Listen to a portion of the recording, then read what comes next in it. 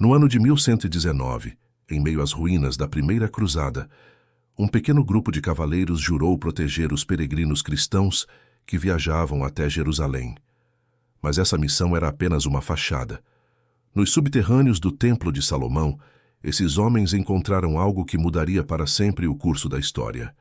Eles se tornaram os Cavaleiros Templários e por quase 2 séculos foram temidos, respeitados e invejados. Mas em 1307, em um único dia, a ordem foi destruída.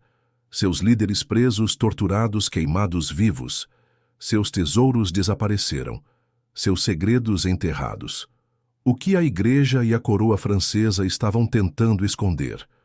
Qual era a verdadeira relíquia que os templários protegiam? E por que muitos acreditam que ela ainda está sendo vigiada até hoje por uma ordem secreta que jamais foi extinta? Para entender o mistério dos templários, é preciso voltar à sua origem.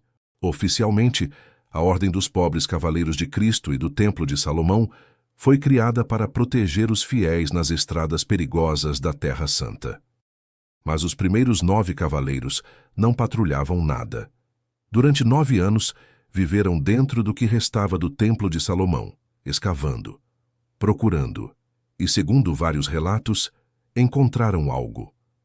O que era esse algo?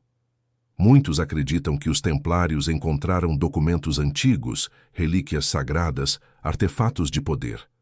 Entre as teorias mais recorrentes estão o Santo Graal, a Arca da Aliança, os ossos de Jesus ou Maria Madalena, e até registros que contradiziam a versão oficial da Igreja sobre a crucificação.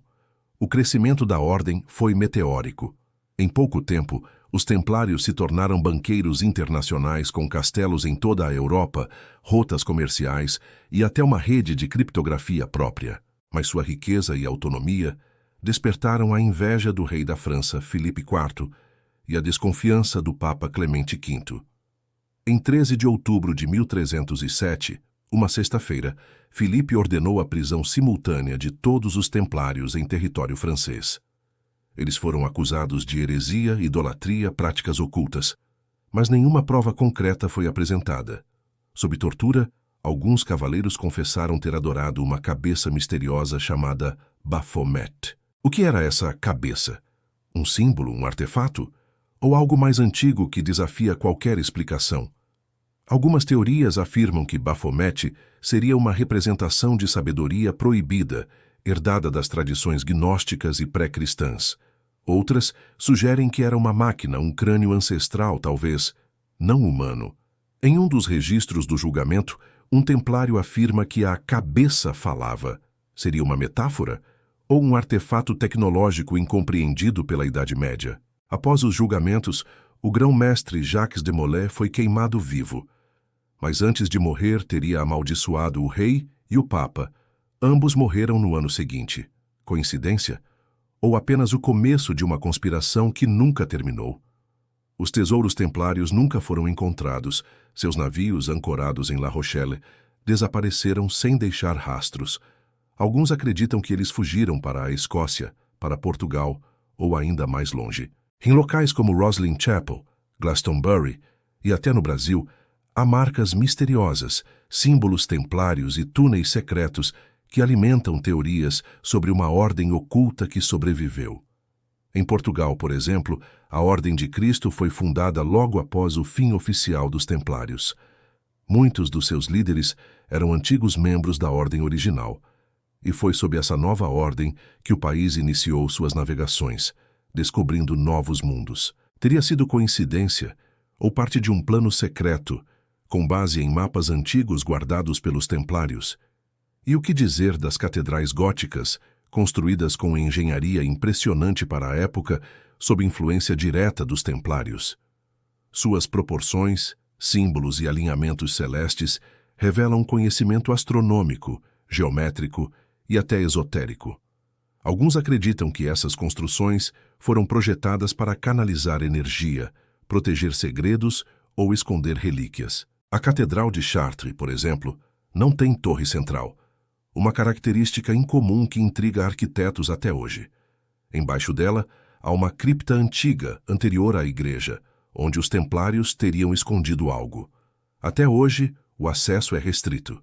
Nos séculos seguintes, grupos como os Rosacruzes, os maçons e até sociedades modernas como Skull and Bones foram acusados de herdar o legado templário. Manuscritos antigos como o Pergaminho de Chinon revelam que o Papa absolveu secretamente os templários, um perdão escondido por séculos. Isso sugere que a Igreja sabia que as acusações eram falsas. Então, por que os destruiu? A resposta pode estar na relíquia que os templários protegiam. Se fosse apenas um objeto, poderia ser confiscado.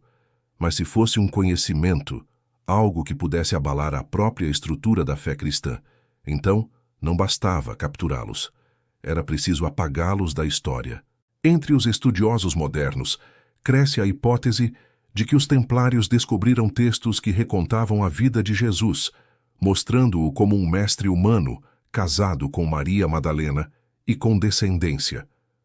Isso destruiria o dogma da divindade única e colocaria a linhagem sagrada em mãos humanas, talvez nos próprios templários.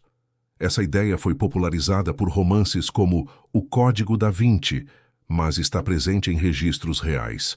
O Evangelho de Filipe, um texto apócrifo, fala da proximidade entre Jesus e Maria Madalena. Os templários teriam tido acesso a versões originais desses textos. Mais do que isso, teriam protegido os descendentes.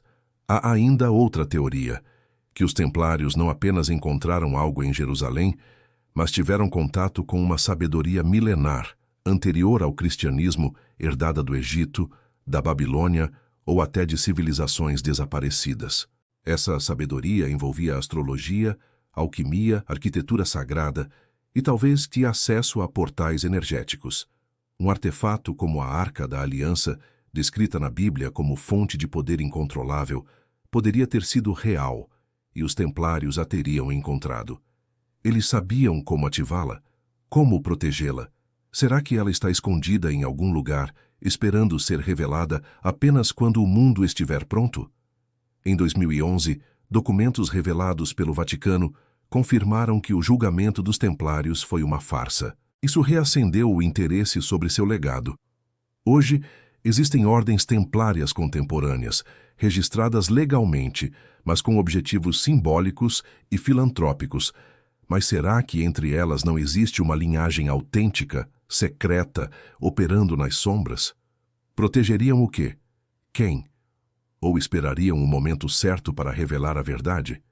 Em muitos países, símbolos templários ainda são encontrados escondidos em igrejas, castelos, documentos. Em manuscritos codificados, como os de Rennes-le-Château, fala-se de um tesouro escondido.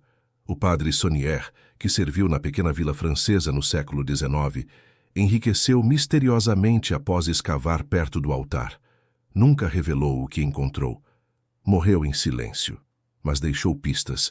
Hoje, historiadores independentes, arqueólogos e investigadores alternativos continuam seguindo essas trilhas. Muitos são ridicularizados, outros silenciados, porque, como os templários, eles se aproximam demais de algo que desafia os limites da religião, da história e do poder.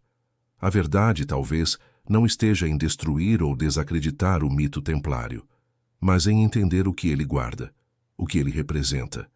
Um fio que nos conecta a um passado remoto e a uma revelação que pode mudar o futuro. Porque talvez os templários não tenham desaparecido, apenas se ocultaram, esperando o momento certo.